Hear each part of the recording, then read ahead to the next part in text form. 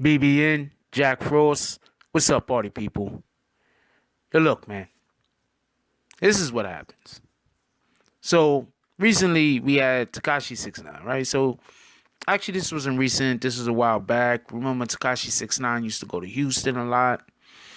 And it's happened, I believe, around the time that he was messing around with Ugly God. Him and him was like, I don't know, BFFs or whatever the girls call it nowadays. So, he was out in Houston, doing whatever he do. He's at a mall or something. And a young man, Santiago Albaran, runs up on him and he's filming him. I'm assuming a lot of people are filming him. So let's go with the Albaran story first. And then I'll explain what Tekashi, what it would look like more from Tekashi's position. Then I'll tell you what I think. So Santiago says he ran up on him, started asking him questions or whatever the case was. The rapper didn't want him to film him for whatever the case was, told him to erase the footage while choking him.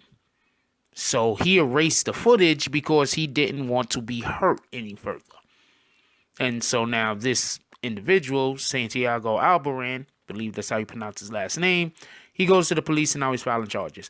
Okay, first of all, I don't know when he filed these charges because this happened a long time ago. As we all know, Tekashi has problems in Houston currently. So that's not somewhere where he's just going to be frequenting, especially just out in public all willy-nilly at this point. Let's just say what it is. So Tekashi's viewpoint is, gentleman came up to him and they got into a disagreement of some sort and there was a scuffle. Tekashi is obviously, his people are saying, and it's also aided by video of a third party. A third party has video of Tekashi not grabbing the young man by his neck, but more having the young man by like the collar of his sweater or whatever the heck he was wearing. It did not look like he was choking him. It was, okay, so those are the two stories basically. So what's being reported, although, is the young man went up to Tekashi and he said something that was derogatory towards him to elicit a reaction. Now, this is what I be trying to tell people. Recently on Google Plus, I'm in the community, a boxing community, and we have people in the boxing community that do not like Floyd Mayweather. And so any opportunity they get, they throw shade at Floyd Mayweather. So recently in New York, in the Garden, Madison Square Garden, we had Lomachenko. He had a fight, right? Vasily Lomachenko. And before the fight, Lomachenko was walking around and it looked like he didn't have any bodyguards with him. And the gentleman was like, oh, that's how you do it, like a G. He don't need no bodyguards. Look, idiots. The bodyguards aren't there to protect you from getting injured in all cases. I mean, in some cases they are. You do have a lot of rappers who have people, because we are talking about a rap in this case. You do have a lot of rappers who have people that want to shoot them. This is facts. Or beat them up. This is facts. Or steal their jewelry and then let the jewelry go around on the internet and everybody's wearing it, making fun of the rapper. This is facts. But that's not the only reason why you have security. You have security so you can have a barrier between you and obnoxious assholes. This is facts. So the gentleman goes up to Tekashi, and what was being reported by academics is, shout out to academics, by the way, what's being reported by academics is that the gentleman made comments about Tekashi being a pedophile. So Whether he is a pedophile or not a pedophile, that's up for discussion. People are on either side of that particular coin. But at the end of the day, if anybody goes up to any grown man and calls him a pedophile, you're probably gonna get some kind of a harsh reaction. And that is what this gentleman, Santiago Albaran, was looking for. I personally think that the law should take things into account as far as how situations are created. Yes, freedom of speech exists, but freedom of speech doesn't mean that you have the right to just go insult people or to create environments that can cause hostility. Like, you can't go into a crowded movie theater and shout fire. You shouldn't be able to just walk up to an individual and try to elicit a response out of them that can create a dangerous atmosphere just for no reason, just willy-nilly. It's not like y'all they was fighting over a parking space or something that could cause, outrage.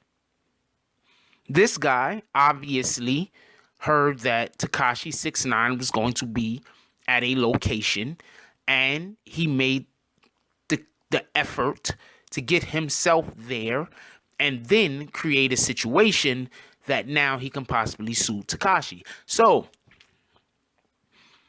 there's a warrant out for Tekashi's arrest in Houston, which means nothing in reality because Tekashi will not be going back to Houston anytime soon, most likely, even if there was not a warrant, until he get the whole J. Prince Jr. thing squared up.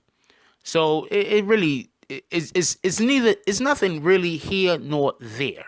And just for anybody that's curious as to why I haven't been reporting on all the other Tekashi things that have been going on, it's because I think a lot of this stuff is fake news, and I just don't want to, and I don't want to pass it. I think some of the beefs that Tekashi get in, and this is just me going, this has nothing to do with the actual story that the video was about for a second. Just bear with me. A lot of these beefs that Tekashi is getting in, I think they're created in order to create a buzz. His name is always in the media. He's always in the media. I'm not accusing, get this, I am not accusing anyone of fabricating stories as much as I'm saying that, some of this stuff, it's really much to do about nothing. That's just my opinion. They got the story about him with Trippie Redd was beefing, and then they weren't beefing, and now they're beefing, and Trippie Redd supposedly slept with that young girl, and then look, you could just look and see what's going on out here. It's just some of this stuff. It's just I just think it's a little beneath me. I don't really want to report on it. I'm going to keep it a buck with y'all. But if y'all want me to report on this type stuff, you know where my email is at. Send me a line. I'll look into some of these things. But a lot of the BS, I don't really got time for that. Everybody got a life. I'm assuming y'all got a life also. My life isn't reporting as much fake news as I could find. But this is a real story. The Santiago Albaran guy, he's trying to get a come up off of Tekashi.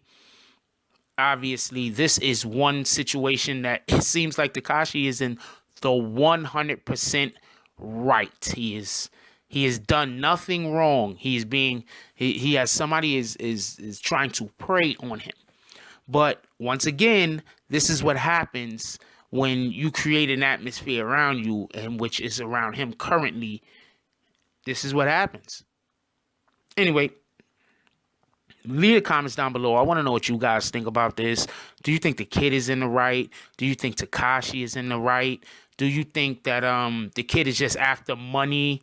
I mean, that's what I think personally. But I could be wrong. Do you think the kid is after money? And do you really want me to follow all of the stuff that Tekashi is going through? To be perfectly honest with you, I think I'd rather follow the Meghan Markle, her pops, and the whole getting married to the prince thing over there in England, rather than cover the freaking Tekashi 6ix9ine story, to be honest with you. And I don't even care nothing about that stuff over there, but that's real news.